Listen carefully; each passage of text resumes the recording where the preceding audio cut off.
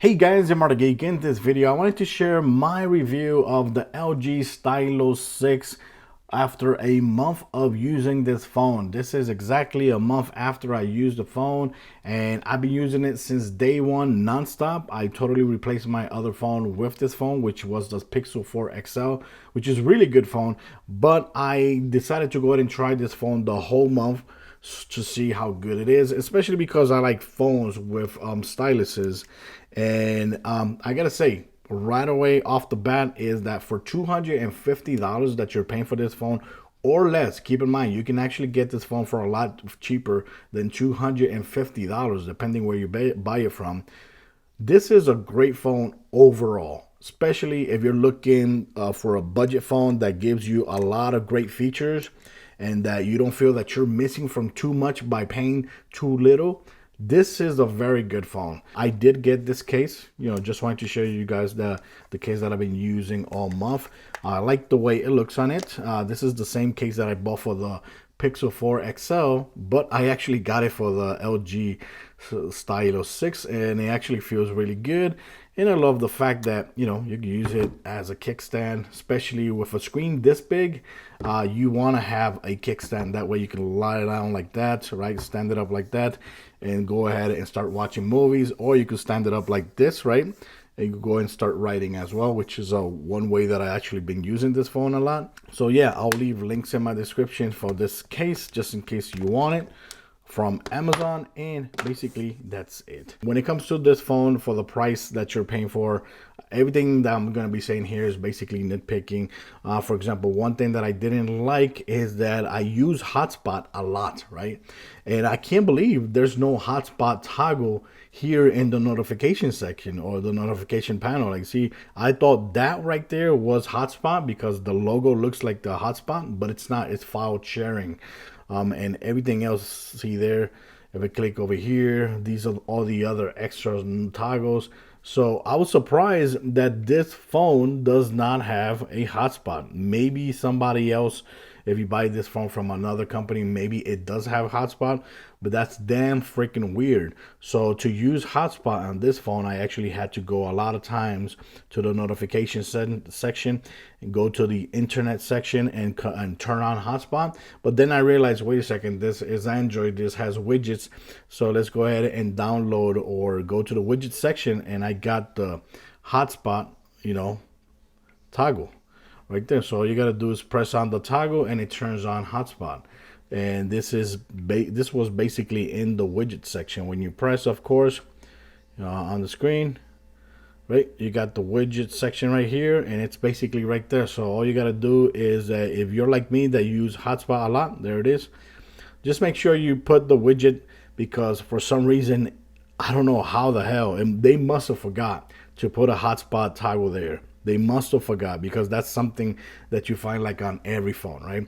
Another thing, if you're one of those that like LED lights to show you when it's charging, when the battery's low and all that, it does not have that at all. So when you plug in the phone, you're not gonna see no LED lights turning on whatsoever. Of course, since this is a huge phone, this phone is 6.8 inch screen phone, so it's gonna be huge on almost anybody's hand, right?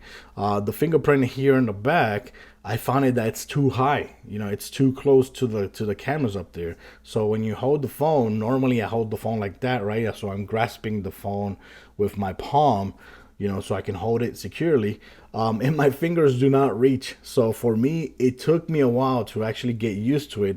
And I always had to remember, okay, I gotta grab the phone from the middle so I can have perfect access to the fingerprints, because my fingers are fat but short. Obviously, it depends what kind of person you are, what kind of fingers you have. If you have long fingers, so you might not have problems.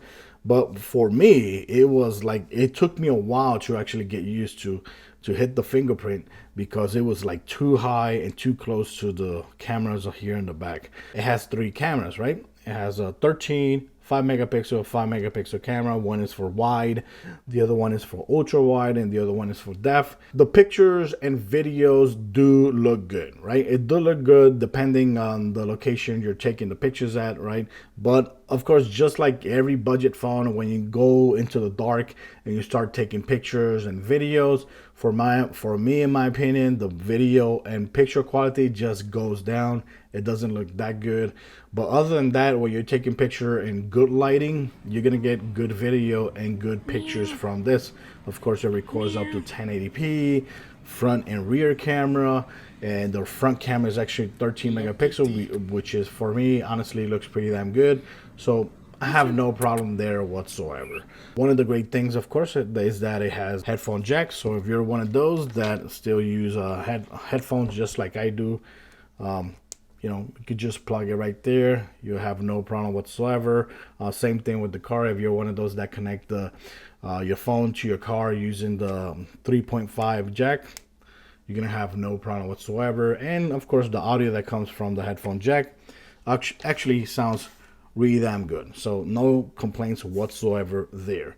Of course, one of the reasons you would buy this phone is because of the stylus, right? Besides being cheap, you have a stylus.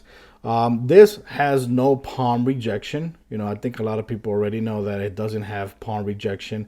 Honestly, I wasn't expecting it to have palm rejection because of the price of the phone, but I still have no problem writing here on this phone. So if you're like me, that you're just looking for a stylus that you're gonna be able to use to like sign documents and all that, you're not gonna have no problems whatsoever. So the fact that it doesn't have palm rejection, and it's not that bad either, because like right here, I could put my palm on the phone and I could start writing. Like, see, this is like very extreme.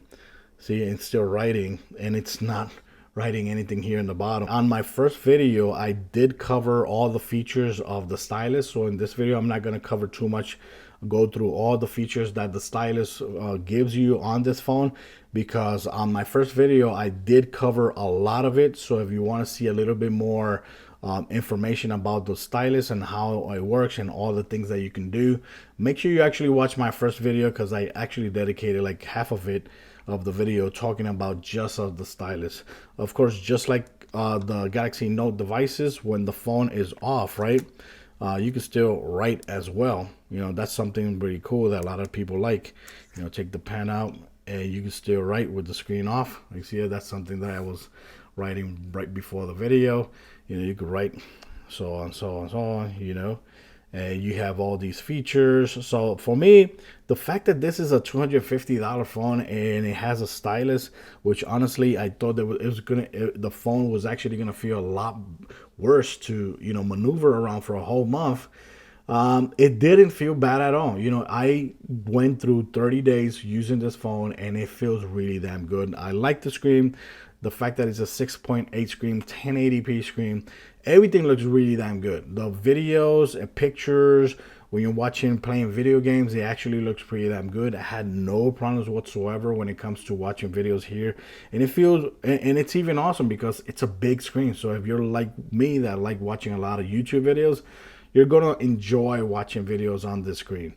The specs on this phone has a MediaTek Helio P35 octa-core processor, and it only has 3 gigabytes of RAM, right? Only 3 gigabytes of RAM.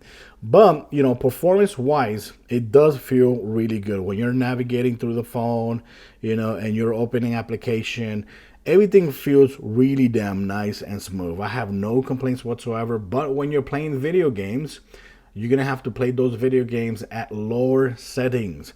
So if you're playing like Call of Duty Mobile, which I was playing on this phone, it runs really damn smooth, but at low settings. Asphalt game, which is a racing game, very popular, running at low settings. So that's one thing you better get used to when you're playing video games on this phone. Also, when it comes to battery life, one thing that I don't like that I'm used to is using wireless charging. This phone does not have wireless charging, but of course I was not expecting it to have wireless charging because of the price of the phone again. But it has a very big battery. It has a 4,000 milliamp hour battery, which was giving me very, very, very good battery life. I was unplugging the phone every day at like in the morning, like 7 or 6 o'clock in the morning. And when I got back from work, at night before going to bed, I would plug it back in, and it will, every time I check the battery life, it gave me over 20 hours of battery life with over 6 hours of screen time. So during the day, I'm like watching videos, using Flipboard a lot, using Instagram, using Twitter, and listening to a lot of podcasts, and I was still getting over 20 hours of battery life every day with the battery life. And of course, it does have 4,000 milliamp hour battery, and it also charges fast, which is good. So once in a while, almost rarely, I would be lower on battery life because I've been using the phone too much. I would plug it in like for 20 minutes or 30 minutes, and I would have like half a battery power already. So it is really good when it comes to battery life. I was also very, very impressed how good the battery life here is. And of course, when it comes to using this as a phone, it sounds good. The phone call sounds really good. No problem whatsoever. I've been using this phone on T-Mobile, but it's also going to be available on Metro, PCS, I think it is, and other carriers as well. If it does become unlocked and available on Amazon, make sure you check my links in my description. I'll put a link for this phone in my description when it becomes available on Amazon, which I'm pretty sure it will. Honestly, this would be a very good hit if everybody could buy from any carrier, because for the price of the phone, it's just great. I would definitely recommend this phone to anybody who's looking for a cheap phone that doesn't feel cheap, and it also adds some extra, like for example the S Pen, or not the S Pen, the Stylus. It just gives you extra features for the price that you're paying, and for that alone, honestly, I would recommend this phone to anybody that's looking for a budget phone. So, but of course, when it comes to playing video games, if you're looking to play video games at high settings, stay away from this phone, because you're not gonna play Call of Duty Mobile, Fortnite, or games like that at high settings. You're not gonna be able to play those games here. So I'm gonna finish the video with some gameplays that I did here on this phone, so you guys can have a little idea of the games that you can play here and how they look on this phone. Thanks for watching this video. Let me know what you think about this phone, and like I said, if you're looking for a budget phone that has extras and does not feel cheap at all, this is honestly a must-buy phone, because you're going to be able to get it for lower than $250 depending where you get it from. So guys, thanks for watching this video. Let me know what you think about the LG Stylo 6. I give it a thumbs up. Thanks for watching, guys. Till next time. Bye-bye. Oh my God, what's this?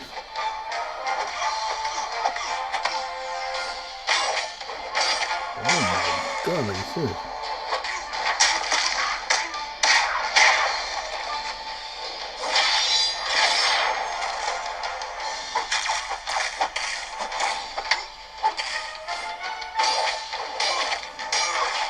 Holy crap.